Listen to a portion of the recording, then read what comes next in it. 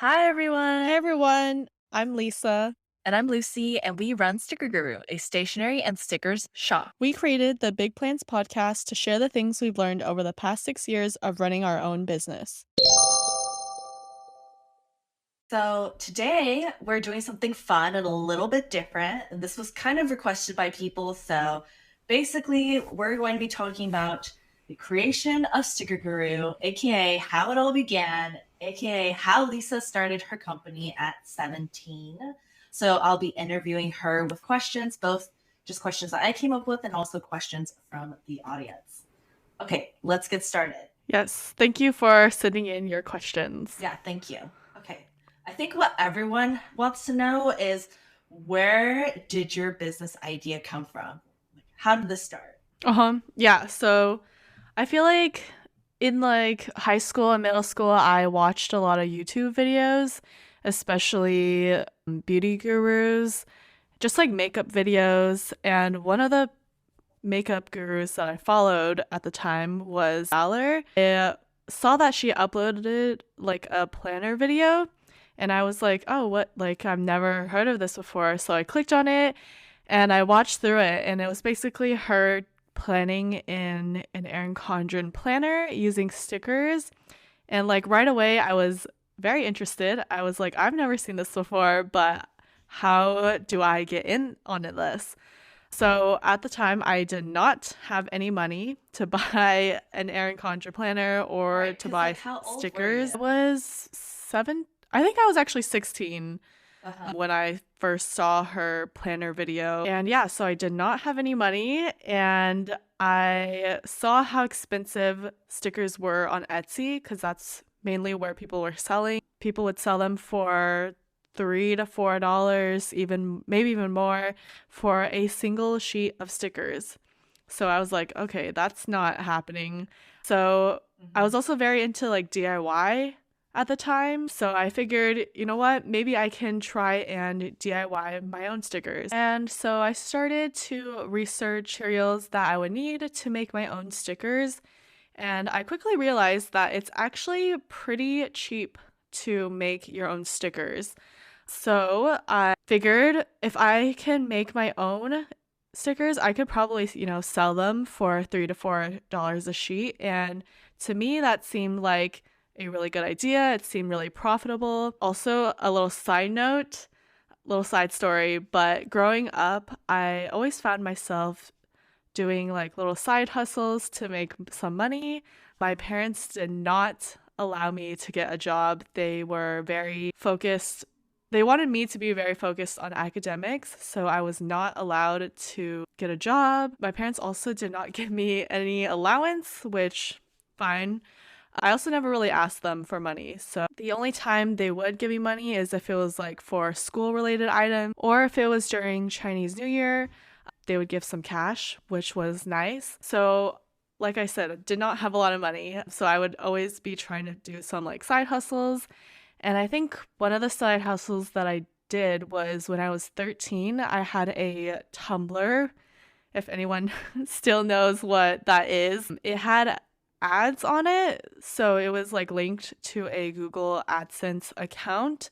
And I think I actually made like $350 from that, which was a lot. As a 13-year-old year That's a old, I was lot. very proud of myself. Yeah, like You're it like was a lot of money. balling. Yeah, so I always like had that like little business mindset, I guess, of like trying to Mhm. make some extra cash because like I said, my parents did not give me any allowance or anything like that. Yeah, I So feel yeah, I like you was were always also hustling. doing this. Yeah, I also like would do these under the radar kind of because my parents, Hmm. like I said, they wanted me to focus on school, and I was over here like trying to make some money. Okay. Yeah, I feel like our parents were very strict about just making sure that everything we did was related to getting into a good school for college. Yeah, Yeah, they like so highly discouraged us from just like doing I don't things know, that we trying like getting enjoyed. like yeah, like they were very much like you should be studying right now or did you do your homework yet? Yeah, yes. Which is, I think, is kind of sad because it's like, I feel like we were both. good at different things, but because of our parents, we were like discouraged. Like I feel like I was creative, I like to draw, and you like had all these different like hustles going on, and it's Mm-hmm. just yeah. But I feel like that also made you more I think determined. that made me, yeah, I think I was more determined because of that, because I wasn't allowed, this was something I wasn't supposed to be doing. And Mhm. because I wasn't supposed to be doing it, it made me want to do it more. Uh-huh. So yeah. Okay, so next question. What kind of market research did you do? Like, how did you figure out who was your customer? What did they want to buy from you? All of Yeah, so I, to be honest, didn't really look at or do any market research. I honestly didn't know that was a thing back then. I was only it. 17, so I had no clue what market research was. I didn't even know you were supposed to like know who your customer, your target customer was.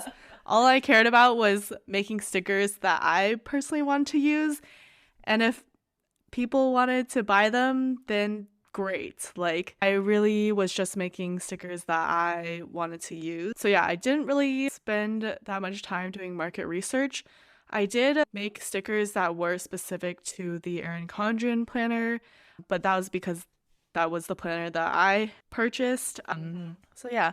I did, however, spend a really long time searching what materials I would need to start a sticker shop. I would spend a long time just like scouring the internet looking for like the cheapest material. So yeah. I feel like now there's probably a lot more information on how to do this, but I Yeah. imagine back then it was like you literally had to scour the internet. Mhm. Yeah. Okay.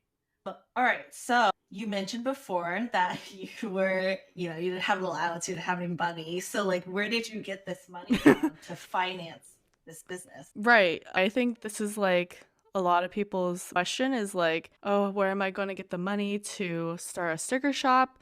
Like I said, I was doing a lot of side hustles, so I saved up some Amazon gift cards.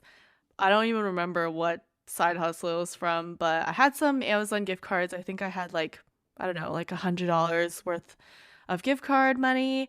I at the time, I didn't even have a debit card. Like, I think how I paid for things was either through like gift cards or I had my PayPal account linked to directly to my checking account. So I was able to pay through that. Not Mhm. that I had a lot of money in my checking account, but that was an option if I did need to buy something. And like I said, I spent a long time looking for the cheapest materials, the cheapest place to get cello bags, cheapest place to get envelopes. And I think the total cost that I spent to get started was probably around $200, maybe even less. I remember like writing a whole list of everything I needed and the cost of each item next to it. And I like had that number in my head and I was like, this is all I need to get started. Like, I can do this. And this was like around November 2015. So, a little bit before I opened my shop, I purchased a silhouette portrait during Black Friday. So, it was on sale. And I think normally it was like $150, and I got it down to 99, which what a steal. It's a steal. Wow. Yeah.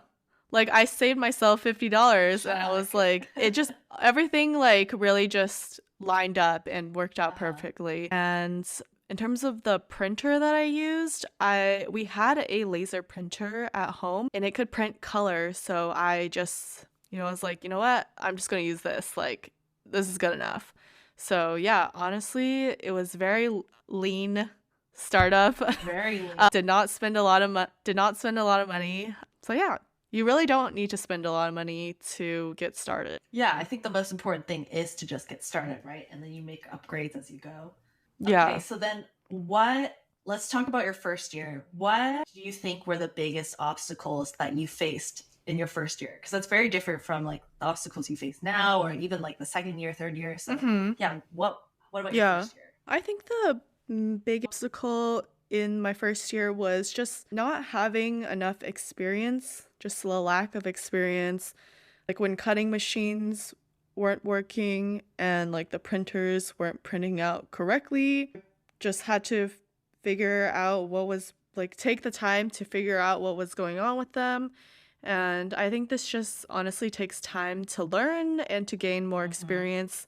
So I'd say that is pretty unavoidable. The second obstacle that I faced was not having enough equipment. So not having enough printers, cutting machines. I'd say the biggest bottleneck I experienced during the first year was the amount of time I would have to spend cutting stickers. It was just like a ridiculous amount of time because I only had 2 or 3 silhouette machines. And I actually hired my best friend over the summer. This is about 6 months in of starting my shop. So it was like summer break before college, and she helped me cut stickers. I think at the time, minimum wage in San Diego was $9. So Wow. I paid her $10 an hour to help me cut stickers. And it was really helpful because I was able to use that time. It like freed up time for me to do other things. I think I spent a lot of the time recording YouTube videos and like playing with Mies, and yeah, so just not having enough equipment was definitely the biggest problem I had my first year. Yeah, yeah, and the lack of experience. Because now I feel Mhm. like I mentioned this before, guys, but Lisa is a printer slash cutting machine whisperer. Like they make any sort of sound, and she just knows. Like she knows immediately what is wrong, what needs to be done. Mhm. I'm like, Yeah, how can you like tell? I just She like can knows. tell based off the sound. Yeah. Like it'll be flashing, and she'll just be like, "Oh, it's flashing this many times, so that means this." It's crazy. Mhm. We have a couple of questions from the audience. So first off, did you take any business courses on how to start a business like this? Like, did you do any learnings? I guess. Oh, I don't think so. I mean, at the time, I was just on Etsy, so Mhm. it was pretty like straightforward on how to list items. In terms of like actual businessy stuff, no. You can probably tell from my like previous answer on the like, did you do any market Businessy research? stuff. I did not. I clearly had no, honestly, had very little knowledge of business at the time. So, yeah, like you really don't need a lot of business knowledge to start a small business. If that's one thing to take away from this episode, you don't need to know everything and you can learn things as you're going. But I do feel like, okay, as someone who has an MBA and has to constantly defend the MBA, Uh I mean, huh. I personally like taking courses because then it like gathers all the information. You don't need to scour the internet, which is like what you had to do, right? Like you gathers all the information for you. Yeah, So I did have then to do my own research. Yeah. yeah. So I think it is nice for people who, especially if you're like an adult who has a full time job, maybe you don't have time to scour the internet.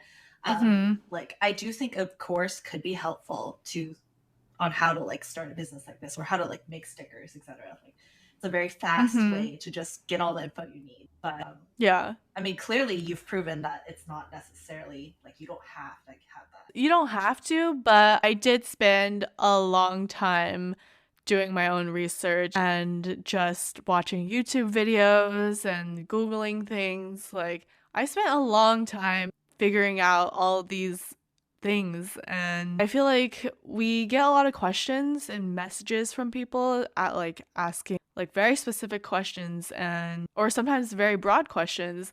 And as much as I would like to respond, we get so many questions like that we just don't have the time to do so. And I mean, my biggest advice is that you should just do your own research because you can find anything on the internet.